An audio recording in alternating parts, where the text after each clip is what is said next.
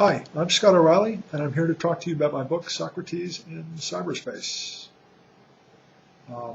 It's a book about the relationship between consciousness and the cosmos. Put simply, it's a book that asks, how can a material object like the brain give rise to consciousness? 2,000 years ago, an ancient philosopher by the name of Heraclitus described the soul this way. You would not find the boundaries of the soul no matter how far you traveled, so deep is its measure.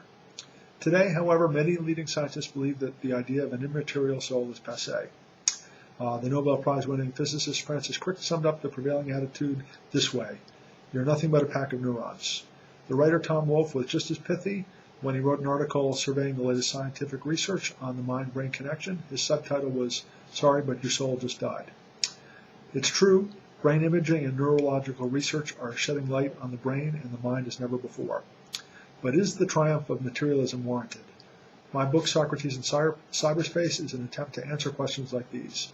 In the book, I examine some of the latest scientific findings, but I also explore traditional conceptions of the soul as we find them in the thought of ancient philosophers such as Pythagoras, Plato, Aristotle, Descartes, and Schelling, as well as more recent thinkers such as Wittgenstein and the physicist Roger Penrose.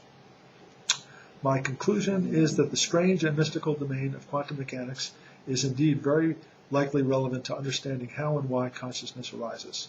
In my view, we can no more understand consciousness in isolation from its environment, and that includes the quantum realm, than we could understand a flame in isolation from the surrounding environment of oxygen.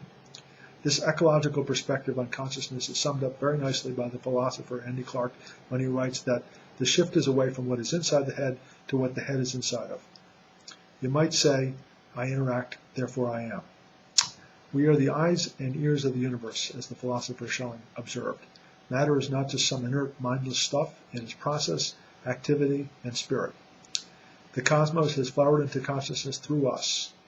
The perspective I explore overcomes the stale debate between materialism and religion. I hope readers will agree that Socrates in Cyberspace is an intellectual adventure that will kindle your sense of wonder, stir your imagination, and help you understand the relationship between consciousness and the cosmos in new ways. Thank you.